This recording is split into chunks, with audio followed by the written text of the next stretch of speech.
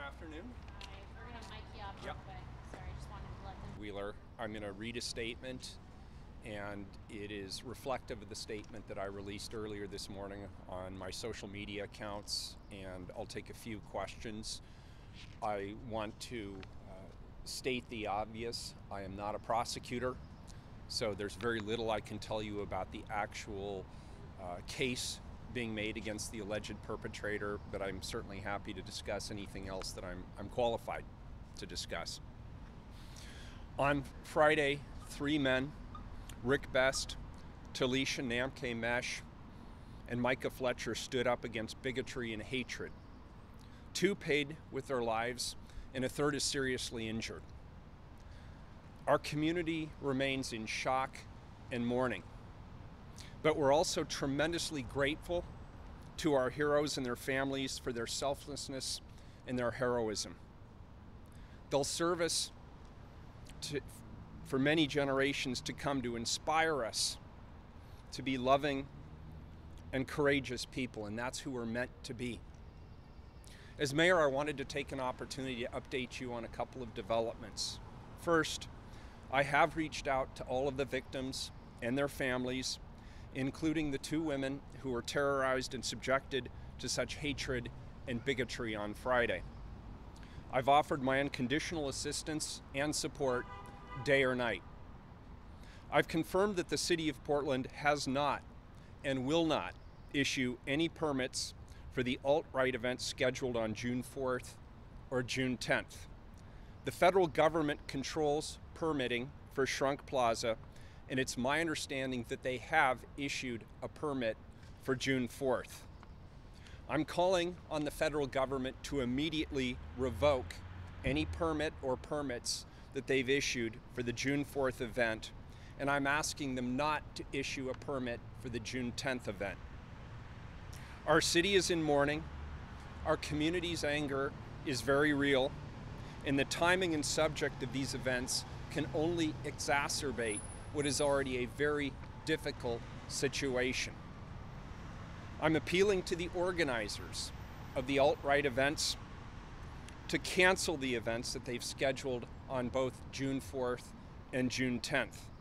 I urge them to ask their supporters to stay away from Portland at this difficult time.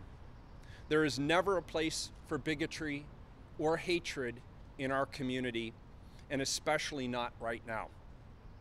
I'm calling on every elected leader in the state of Oregon, every legal agency, and every law enforcement agency to stand with me in preventing another tragedy.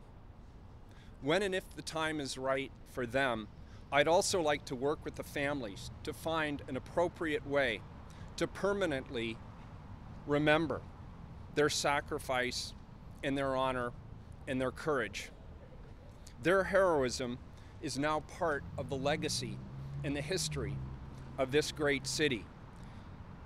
And I want future generations to remember what happened here and why, so that it might serve to both eradicate hatred and inspire future generations to stand up for the right values, like Rick, Talisha, and Michael did last week. That completes my statement. I'd be happy to answer any questions that I can reasonably answer for you here today. Mayor, before we talk about the permits, you were on a flight to London when this news broke. Tell us how you heard about what happened and your initial thoughts. So I was participating in the inaugural flight on Delta Airlines from Portland to Heathrow Airport. We were probably halfway across the Atlantic Ocean when I was awoken by my chief of staff, briefed on the events that had taken place to the best that we understood them. I made a decision within about 10 seconds that there was nowhere in the world that I needed to be more than right here in Portland. I want to thank the flight crew. The captain of that flight called ahead to Heathrow Airport. He arranged for the director of Delta Airport Operations to meet me at the gate. They escorted me through both customs and security, and I believe they held the plane and got me back on the same plane as it headed back to Portland. So I really can't thank the Delta crew enough. The people in London, they understood the magnitude of this issue. they have gone through so much just in the recent week. And when they heard about this attack, they pulled out the stops to make sure that I could get back to this city as the mayor of this city. They understood it, and I'm really appreciative. You know, and so many people are really struggling to just even wrap their heads around it. I'm sure you can feel the same way, that you never expect this to happen in your backyard. What do you say to the citizens of Portland? I tell them that it's okay to be in shock. It's okay to feel a lot of emotion right now and a lot of sadness. And for some people, there's a lot of anger. And that's going to continue to come to the forefront in the days ahead. And that's why I'm asking the federal government and the organizers of next weekend's rallies to work with me to cancel those events and make sure that they don't happen. The anger that people are feeling in this community right now is very, very real. And I share that sadness and I share that anger. And so I guess what I'd tell the people of this community, what I'm hanging on to right now is the fact that there were 3 men in this community who are willing to lay it all on the line. They were willing to give their lives to stand up for people they didn't know, young women who were maybe different from them, and they were willing to give it all. And 2 of them did. They gave their lives, and a third lies seriously injured in a hospital. That's inspiring to me. And that's what's really bringing me through the sadness. And that was my message to the national and the international press earlier today. I want people in this country, and I want people around the world to know that there are people like Rick and Talisha and Micah here in the city of Portland, Oregon. And I hope this inspires some changes to the political dialogue in this country. I hope people put aside the hate and the bigotry. And I hope we rise to the memory of these 2 gentlemen who lost their lives. Let's do them honor by standing with them and carrying on their legacy of standing up against hate and bigotry and violence. And it's got to start now. And it's got to start here. It's got to start here in Portland, Oregon. You had spoken about a permanent way to remember them, an appropriate Yes. way. What do you see that looking like? You know, I don't even have a clear vision. All I know is if and when the time is right for the families of the victims, I want to work with them, if they'd like me to, on a permanent memorial to honor their sacrifice. And I want future generations to remember what happened here and why it happened and what they were willing to give to do the right thing. That's a really strong message. And I've already shared it with my 10-year-old daughter. I want her not to look back on this as just a horrific tragedy, and it is that. We all understand that. I want her to look back on this and say, this was an exemplary act of love and kindness and sacrifice. That's what I want them to remember. And so it could be, you know, there was a beautiful gathering the other night at the Hollywood Transit Station. I don't even know who controls that piece of land. I don't know if it's private. I don't know if it's owned by TriMet. I don't know who owns it, but maybe we could do something there with that park, or maybe there's something we could do in some other way to honor their legacy.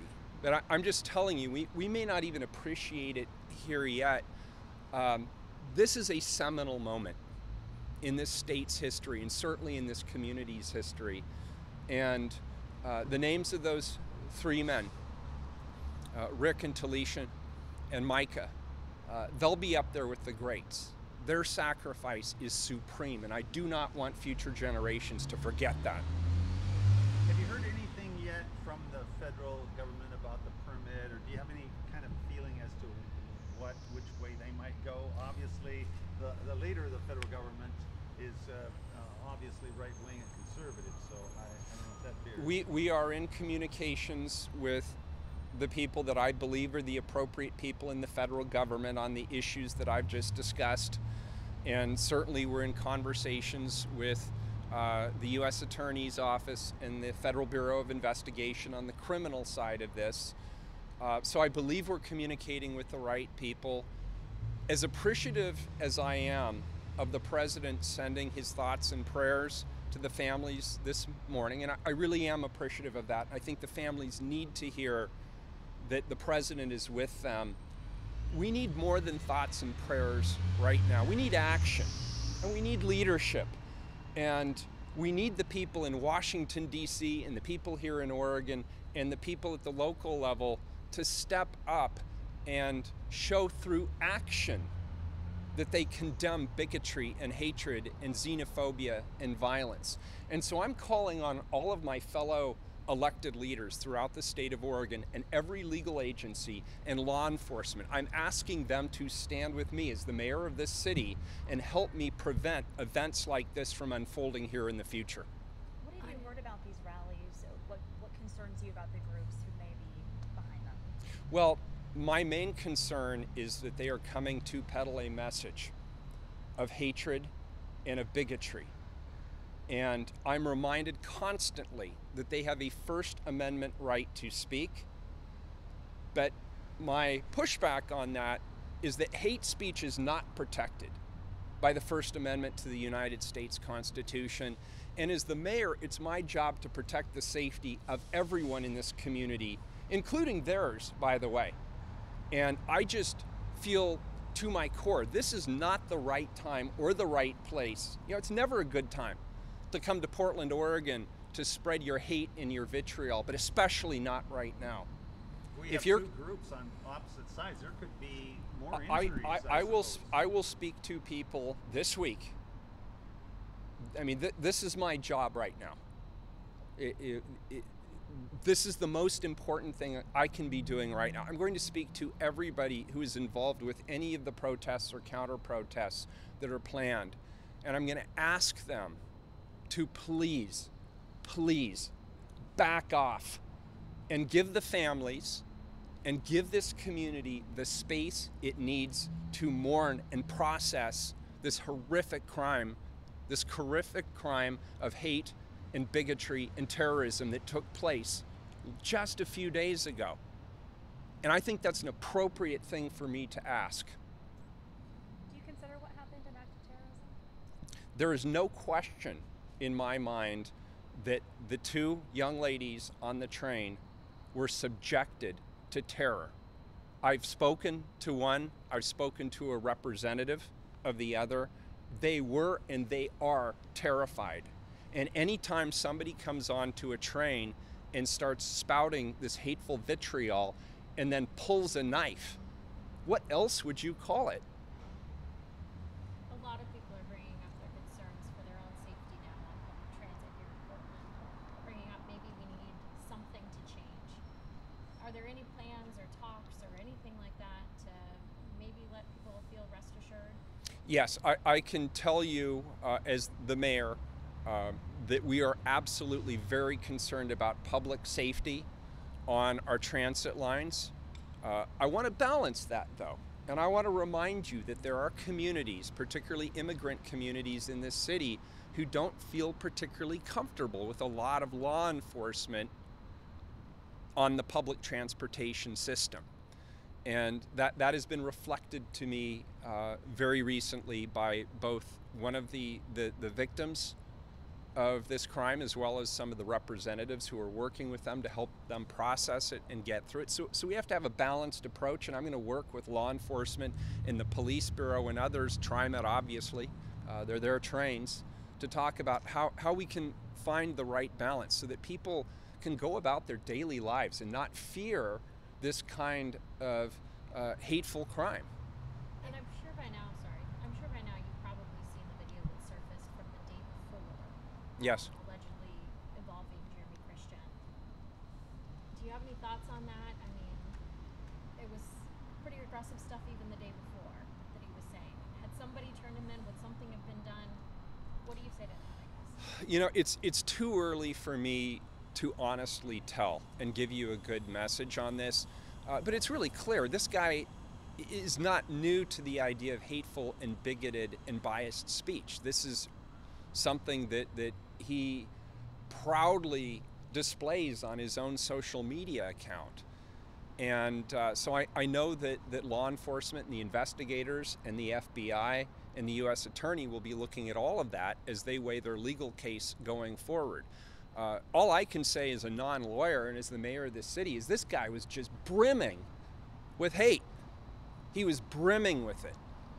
And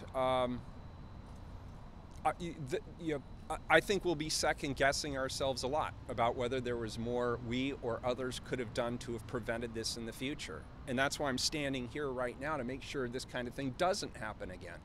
And one more question. If you could speak directly to Micah, say something directly to Micah, and if Talisha and if Rick could hear that too, what would you say to these three men? I would say what I've already said to Micah's father and to the families of the others. Thank you. Thank you for raising and supporting such incredible people. I mean, this community is mourning their loss, but we are so much better as a community for having people like that in it. And I want to thank the families. Let's not forget the families here. You know, they will never get over this. They will live with this for the rest of their lives. And so I want them to hear from me and from the public and from the country and the world that we appreciate the sacrifices their sons and their father made. And we should honor them. We should honor that sacrifice. I mean, folks, we all know that this divisiveness and this hatred and this bigotry that seems to be crossing our country like a wave, it's gone too far. And these three guys stood up on a train in Portland, Oregon, and pushed back against the wave. And so what I would tell them is thank you for your courage. And now it's up to us. I'd say to the rest of us, now we got to back that. They took the action. They took the bigger risk. They made the bigger sacrifice. Now we've got to stand up and back them. And we will. That's what I'd tell the families. We will. Thank you, everyone. Thank you. Thank you, Mr. Chair. Thank you.